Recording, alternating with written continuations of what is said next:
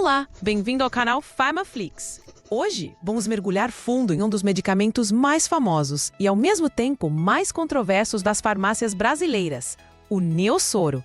Vamos desvendar para que ele serve, como ele age de forma quase mágica para desentupir o nariz, por que ele pode ser tão perigoso e viciante, e quais são as alternativas seguras.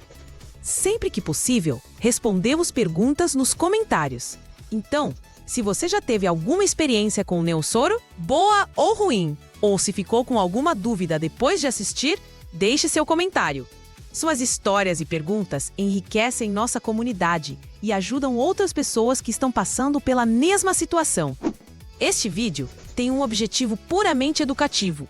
Nenhuma informação aqui substitui a consulta com um profissional de saúde.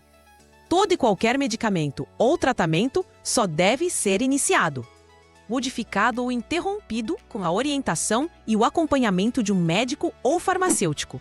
Vamos começar pelo básico. Quem nunca sentiu aquele desespero de estar com o nariz completamente entupido? Seja por um resfriado, uma crise de rinite ou sinusite, a sensação de não conseguir respirar direito é horrível. Atrapalha o sono, o trabalho, tudo. É nesse momento de aflição que muita gente recorre ao famoso frasquinho de Neosoro, que promete um alívio quase instantâneo. E, de fato, ele cumpre essa promessa. O princípio ativo do Neosoro é o cloridrato de nafazolina. Guarde bem esse nome, nafazolina. Ele pertence a uma classe de medicamentos chamada de vasoconstritores nasais ou descongestionantes tópicos. O nome é um pouco técnico, mas a ideia é simples. Vaso se refere aos vasos sanguíneos e constritor significa algo que aperta, que contrai. Então, a nafazolina é uma substância que aperta os vasos sanguíneos do nariz. Para entender por que isso desentope o nariz, precisamos primeiro entender por que ele entope. Imagine que as paredes internas do seu nariz são como ruas cheias de pequenos canos, que são os vasos sanguíneos. Quando você tem uma inflamação, como num resfriado, o corpo envia mais sangue para essa região para combater os invasores. É como se, para apagar um pequeno incêndio, o corpo mandasse dezenas de caminhões de bombeiros para uma rua estreita. O resultado? Um congestionamento. Os vasos sanguíneos se dilatam, incham e o espaço para o ar passar diminui drasticamente. É isso que causa a sensação de nariz entupido. Agora, entra em cena a nafazolina. Quando você pinga o Neosoro no nariz, a nafazolina age diretamente nesses canos inchados. Ela se liga a receptores específicos na parede dos vasos, chamados de receptores alfa-adrenérgicos. Pense nesses receptores como pequenas fechaduras. A nafazolina é a chave que se encaixa perfeitamente nessas fechaduras e dá uma ordem clara: apertem. Imediatamente, os vasos sanguíneos se contraem, o inchaço diminui. Os caminhões de bombeiros saem da rua e, de repente, o trânsito flui. O ar volta a passar livremente. É por isso que o alívio é tão rápido, questão de minutos. Parece mágico, não é? Um problema que nos aflige por horas, resolvido em instantes. E é exatamente essa eficácia imediata que mora o grande perigo e o potencial de dependência do Neosoro e de outros descongestionantes com o mesmo princípio ativo. O problema não está no efeito, mas no que acontece depois que o efeito passa. E, principalmente, no que acontece com o uso contínuo e prolongado. Vamos voltar na nossa analogia da rua congestionada. O Neosoro foi o guarda de trânsito que chegou e mandou todo mundo circular, limpando a via. O efeito dele dura algumas horas, geralmente de 4 a 6. Depois desse tempo, a substância é metabolizada pelo corpo e o efeito acaba.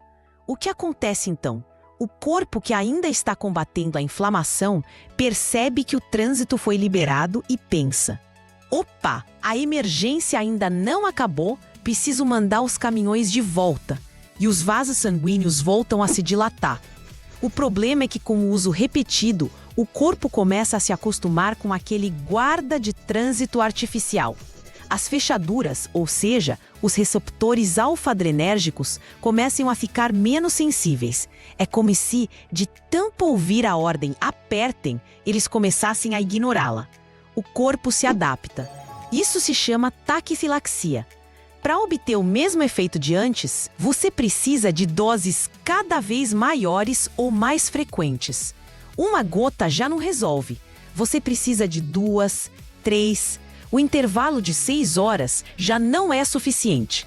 Você sente a necessidade de aplicar a cada 2 ou 3 horas. E é aí que o ciclo vicioso se instala. O efeito do remédio passa e o nariz entope de novo, mas dessa vez com uma força ainda maior. Esse é o famoso efeito rebote.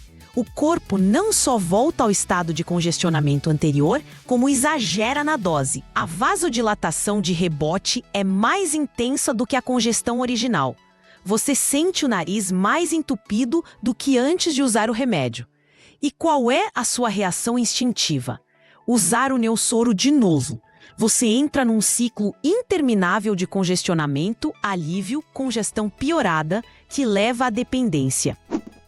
Essa condição tem um nome clínico: rinite medicamentosa. É uma inflamação crônica da mucosa nasal causada pelo uso excessivo de descongestionantes tópicos. A pessoa não consegue mais respirar sem o remédio. O que começou como um tratamento para um resfriado de uma semana se torna um hábito de meses, ou até anos. O frasco de Neosoro vira um companheiro inseparável, na bolsa, no carro, na mesa de cabeceira. É importante diferenciar as versões do Neosoro. Existe o Neosoro de uso adulto, que contém uma concentração de 0,5 mg de cloridrato de nafazolina por mililitro de solução. E existe o Neosoro de uso infantil, com uma concentração menor, de 0,25 mg por mililitro, ou seja, metade da dose. Essa diferença é crucial. O uso da versão adulta em crianças é extremamente perigoso e pode levar a intoxicações graves. Além do Neosoro, que é um nome de marca muito forte, existem diversos outros medicamentos no mercado com o mesmo princípio ativo, a nafazolina. Alguns exemplos de nomes comerciais são Sorine, Narix, Lafarme, Naridrim, entre outros. Além disso, você pode encontrar o medicamento na sua forma genérica, vendido simplesmente como cloridrato de nafazolina. Todos eles funcionam da mesma forma e apresentam os mesmos riscos de efeito rebote e dependência. As indicações da bula são bem claras. O Neosoro é indicado como descongestionante nasal de uso tópico, para o alívio sintomático da congestão nasal e nasofaríngea, decorrentes de rinites, resfriados comuns, sinusites e também em casos de alergias do trato respiratório superior. A palavra-chave aqui é alívio sintomático. Ele trata o sintoma, que é o nariz entupido, mas não trata a causa, seja ela um vírus, uma bactéria ou um alérgeno. Ele é um paliativo. A posologia recomendada na bula também é muito específica e deve ser seguida à risca. Para o Neosoro adulto, a recomendação é de 2 a 4 gotas em cada narina, com um intervalo de 4 a 6 horas entre as aplicações. Já para a versão infantil, a dose é de 2 gotas em cada narina, também a cada 4 a 6 horas. E o mais importante de tudo, a bula adverte que o tratamento não deve exceder o período de 3 a 5 dias. Esse limite existe justamente para prevenir o desenvolvimento da taquifilaxia e do efeito rebote que levam à rinite medicamentosa.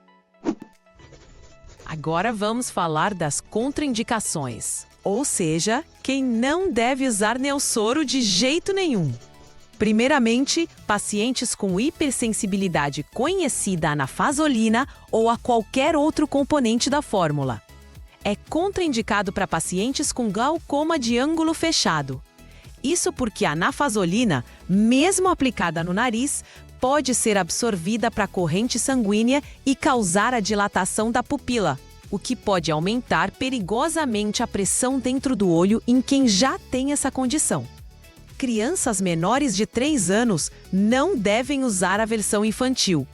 E a versão adulta geralmente é indicada para maiores de 12 anos. é sempre fundamental checar a bula e a orientação médica. Além disso, o uso deve ser muito cauteloso em pacientes com doenças cardiovasculares graves, como hipertensão arterial e arritmias cardíacas. O motivo é o mesmo: absorção sistêmica.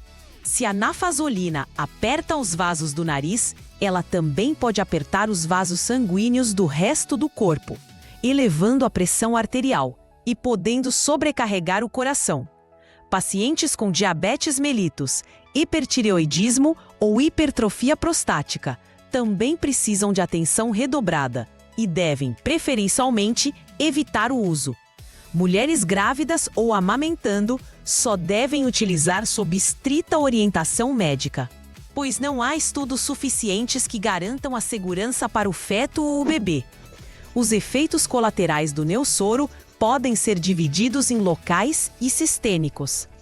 Os efeitos locais, que ocorrem diretamente no nariz, são os mais comuns e geralmente mais leves.